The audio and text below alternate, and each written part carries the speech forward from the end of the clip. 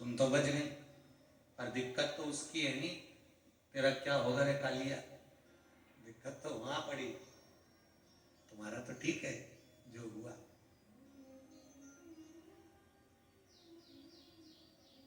इसलिए निवेदन है, मुख में हो राम नाम, राम सेवा हाथ में, तू अकेला नहीं प्यारे, राम तेरे साथ में। जिंदगी की बागडोर हाथ दीना नाथ के, वो महलों में राखे चाहे झोपड़ी का वास, ये उसके हाथ में। चित्त वृत्ति परमात्मा को दी हर पल हर घड़ी। महाराज भगवान से मांगना तो भक्ति मांगना, माया के चक्कर में मत पड़ना, क्योंकि भगवान अगर भक्ति दे देगा तो माया पति जब हमारे पीछे चलेगा तो माया भी उनके पीछे चलेगी।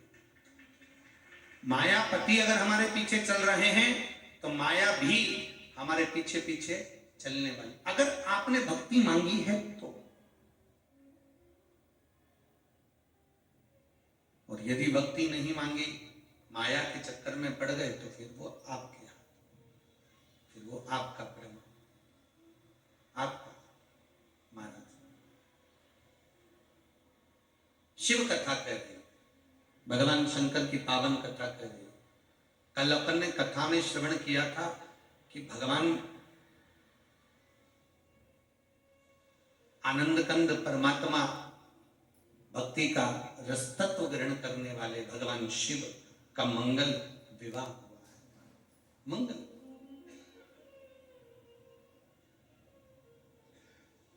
और मंगल विवाह की ओर जब अग्रण्य हुए, माता पार्वती जी का जन्म, मां जगत जननी जगदम्बा माता पार्वती प्रकट हुई है, और माता पार्वती का जो प्रागट्य हुआ है, जन्म हुआ है, हिमालय राज के घर में, मीनावती के गोद में, उनके गर्भ से हुआ। कथा के प्रथम में कहा था मीना, धन्या और कला, ये पितरों की 3 बेटियां। बस इन्होंने जिंदगी में एक गलती कर दी, पितृलोक में रहने वाली इन पितरों की बेटियों ने एक गलती करी थी कि सनत कुमार बैठकर तप कर रहे थे, सनकादिक ऋषि बैठकर भगवत भजन कर रहे थे, और वहीं से ये मीना, धन्या और कला तीनों निकल कर गई। जब पहले मीना निकल कर गई, उसके लहंगे से सनत कुमार की जंघा में चोट लग गई। फिर धन्या निकल कर गई, उनके लहंगे से चोट लगी। कला निकल कर गई, उनके लहंगे से चोट लगी। बहुत सुंदर बात है महाराज, इस बात को ध्यान में रखिएगा कि यदि आपको आगे बैठने का शौक है तो निवेदन है, पहले जाकर बैठिए। कब बैठिए? प्रथम में, बाद में आओ, पहले बैठो।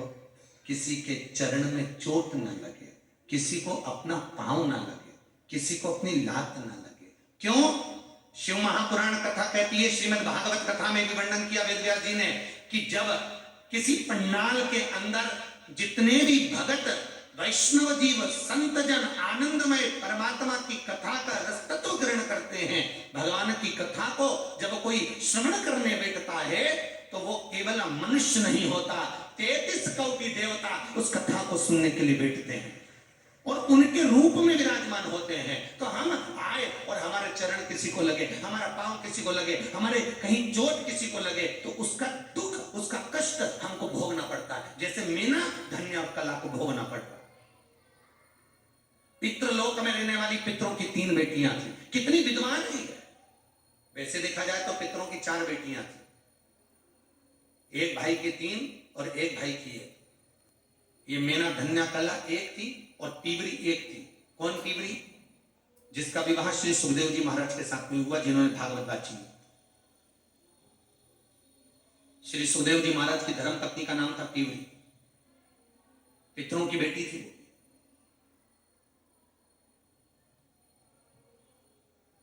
तो मीना निकल कर गई, फिर धन्या निकल कर गई, फिर कला निकल कर गई। उनके चरण की चोट, उनके चरण का प्रहार, उनके लहंगे का, वस्त्र का चोट सनत कुमार की जंघा पर लग गया।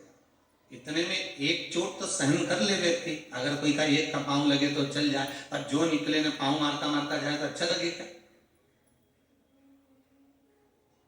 तो श्रेष्ठ कहां,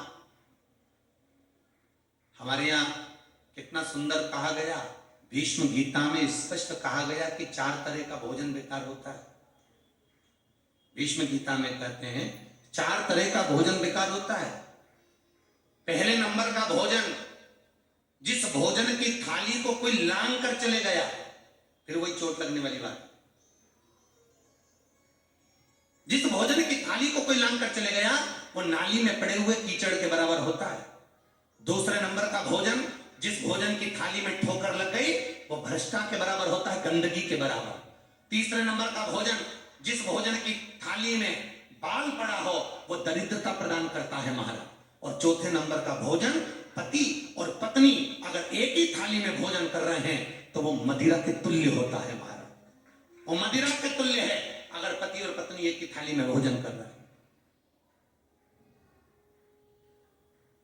खैर आप लोग तो चतुर वसई वालों, आप लोग तो नहीं करते होगे, पर वो तो शास्त्र में लिखा है इसलिए हम बता रहे हैं।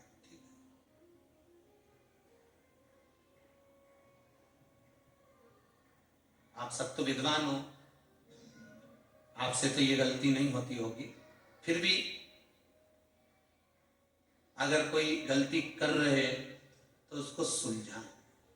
कितना सुंदर लिखा है, अगर पति और पत्नी एक ही थाली में भोजन करें तो वो मदिरा के तुल्य होता है। और भीष्म गीता में कहा गया, पति के जीवने के बाद पत्नी अगर उसी थाली में जीम रही है तो चारों तीर्थों के प्रसाद से बड़ा महाप्रसाद होता है।